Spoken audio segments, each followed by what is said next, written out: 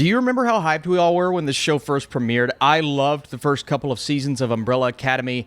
It's the final season, last 6 episodes. Let's discuss the ending. What's up, Flick fans? We're talking the final season of Umbrella Academy. No spoilers at the beginning, but I do want to discuss the ending because that's it. That's all we've got, and I want to have a chance to talk about that. My big question is, how big of a downgrade or upgrade is Season 4 from Season 3? And did you like the way our characters ended off? Let's discuss. Don't hang up.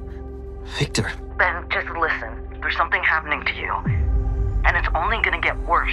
Oh boy, there's so much to say. I won't have a chance to say all of it, but as we know, Season 3 ended with our characters losing their powers. The world is in chaos. What's going to happen next? And we get that final shot of Daddy. Or, of Reginald. Sorry. Oh, shit. I'm sorry. I was really nervous going into this season because while Season 3 had some moments that were absolutely amazing, it didn't quite deliver on the promise that it gave us. So I'm like, all right, this is it. We're going to end it off, and it's yet another soft reboot. And we're skipping ahead 6 years into the future. Now, being the final season, it makes a lot of sense that all of the timelines are converging, and at the center is our Umbrella Academy. Every single member, even Ben, who is not the Ben that they know and love, but the Ben from the last season. There's a lot going on at the beginning of this season, but flash forwarding into the future meant we missed out on a lot of time with our characters. Things happen, divorces and relationships that were busted, other relationships where children were spawned. And yet again, with the premiere of a season of Umbrella Academy, we're having to catch up with our characters, see where they are, what they're doing, and why they still don't have their powers that they were stripped of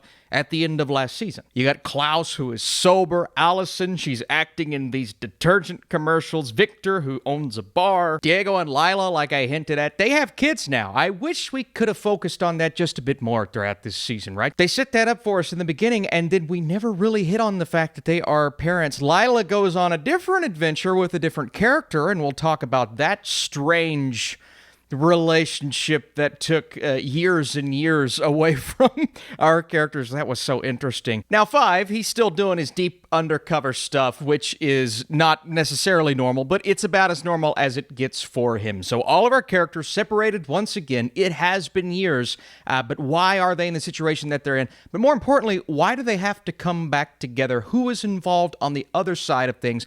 Well, you have 2 new characters, Gene and Gene. Gene with the J, Gene with the G. I love the fact that they got Megan Mullally and Nick Offerman for this, who are together in real life. They had the ultimate form of chemistry. We see them in that first episode. They seem like a very normal couple that got some people together talking about the fact that they're finding artifacts from other timelines and things that seem a little fishy, while at the same time doing some villainous stuff in the background. It seems simple at first until they turn around and shoot a guy, and then you're like, oh no, I guess they are the villains of this season, or they're gathering the troops to face our characters by the end. Is that what's happening? What's happening? I don't know. Well, this group is called the Keepers, and they believe in an umbrella effect, essentially these hazy memories of these other universes, and they're trying to get together and find out the cause, as well as what they can do to change what has already been changed thanks to the Umbrella Academy. And so this large group of people is kind of who we're fighting against, but there are so many little subplots in this season where each character is doing their own thing until they inevitably come back together, go apart once again, especially 5 and Lila, who are off doing their own thing for quite a while and build this relationship over years that essentially starts to take away what she had with Diego, and I found that to be one of the weakest subplots of the entire series. It just felt really unnecessary for 5 to have that specific love interest, if you will, and it was just a strange tacked on thing for me that I didn't really enjoy, because that's one less thing we could have had to focus on what seemed a lot more important throughout this season. Well, Austin, what are they going to do? They don't have their powers. If you know how TV shows work, you know eventually they're going to get back their powers. Now, the way this is set up is so simple, and it takes a lot for you to buy it because it's so simple. It just involves them drinking something that was left behind by someone else, and I was like, all right, if that's what you want to do, fine. It didn't hurt me that much, and I like the fact that they got them back by episode 2. Episode 2, by the way, in my opinion, was possibly the strongest of this season because most of them are together going on a road trip once again. You get a lot of comedy, a lot of moments featuring their personalities, those personalities that we know and love, including Klaus and Luther and Allison and all of them together. That's what I love about the Umbrella Academy. Even Ben and their relationship with Ben is strange because, again, they're treating him like the Ben that they originally had, not the Ben that we had last season, and so I found that dynamic to feel a little off as well. But at the end of the day, they're all back together on screen a lot in this season, which is nice. While I love the fact that Nick Offerman and Megan Mullally were in this season as two quirky characters, that was awesome, and they get a little bit of build-up at the beginning, but I felt as if that started to drop off as we moved through the season. I needed to know a lot more about the Keepers. The Keepers, it's kind of the key to what we get, especially in the finale, where everything is going haywire and all of these stories that we're getting throughout the season are converging. But that felt like a weaker side of the story than what we've gotten in other seasons where they've built up the villainous side of things so well. Also, I had unanswered questions about almost every character by the time we got to the end, specifically Reginald and why they did what they did with Lila and Diego's relationship. Some questions I had about Allison and how one of her integral characters that was a huge part of season 3 at the beginning of this season, it's just stated that they got a divorce and that was that. I'm like, man, you could have taken some of these storylines from season 3 and accounted for them a bit better than you did. And once again, starting out this season as a soft reboot of sorts, we're having to go through all of those build-up moments at the beginning, and it's just like we're taking unnecessary time, which is fine if we have a longer season, but this season is only 6 episodes. The biggest issue I have with season 4 is there's not enough time to do everything that they're trying to do. I mean, Lila and Five are together for so long, that's what's told to us, but we don't see and feel that length. That's what she said. And I needed that to be much more impactful than it was. So when you get those emotions between them and then between she and Diego, it's like I didn't feel what they were trying to convey because it wasn't shown to me on screen. And sometimes that's okay. But in this case, being the final season, it's like, man, I needed some of these character moments. Now, Victor is a character that gets quite a bit this season. That I appreciated. Luther gets a little more than maybe I expected, but not quite to the level that will satisfy fans. And Five gets quite a bit to do. But again, one of those major storylines I wasn't on board with. And so that, I struggled throughout this season, if I'm being honest with you. Oh, I want to mention another new character in Jennifer, who was fine. I mean, she's kind of used as one of the keys of this season, if you will, without going any further. But again, that's yet another new character that I needed so much more from. And I do believe the depth is lacking, as well as just the length of this season. I've never watched a season of television and been like, man, that should have been 4 more episodes. But I love Umbrella Academy, and I've always loved Umbrella Academy. So the fact that I wanted all of this to work says something. There isn't enough time, and there isn't enough depth.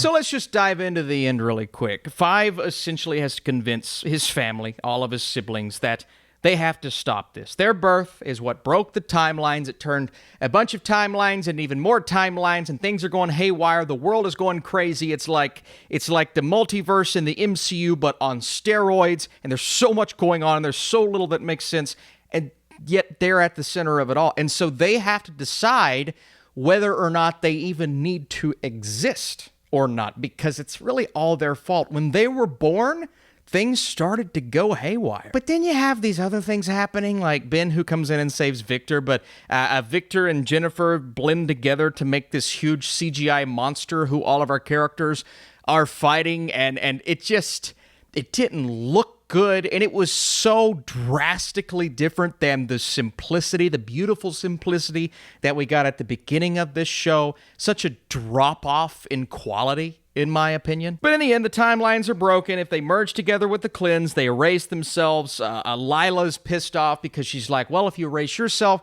how does my family survive? They're trying to convince her and convince everybody else. Okay, everyone that knew us, our family, our friends, they're all still going to be here. It's just we erase ourselves from the timeline. Now, I'm asking, if they're not there and didn't exist, how did their kids exist? I guess they were going to be born anyway, but I'm still asking, how did their kids exist? There's a way. Please help me. There's a way out of this.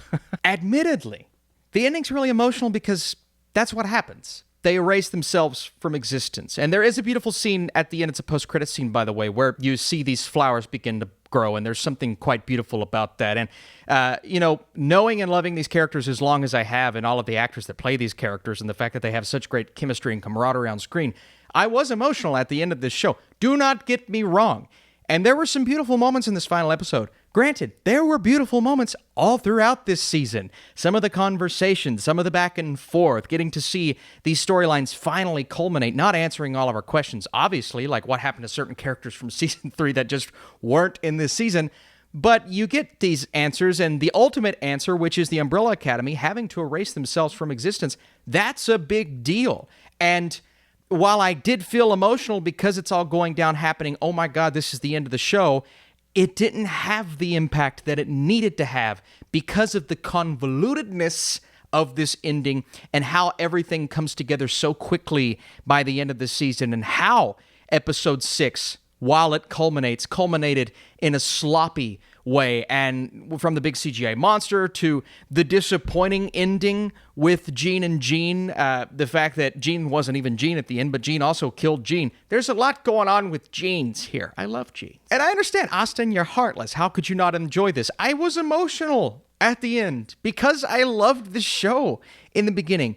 But ultimately, there was so much they tried to cram in, and these subplots just did not work. I wasn't really invested in season 4, and that's so disappointing because this big behind-the-scenes thing that they do during the credits was beautiful. It was awesome, and frankly, it was just like chef's kiss onto the end of the show, similar to what Deadpool and Wolverine did for the Fox universe during the credits when they play those behind-the-scenes things.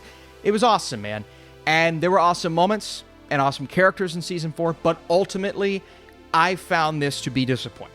And I would love to know where you all fall. I actually don't know really anything. I've kind of looked on Rotten Tomatoes. It's around 60 with critics, but I feel like I'm a little lower than that. Unfortunately, it is the weakest season, in my opinion. I would go 1 and 2, 2 and 1 at the top, 3, and then 4. That's where I fall. That's what I rank them. But I need to know your thoughts down below. What are you feeling about Umbrella Academy right now?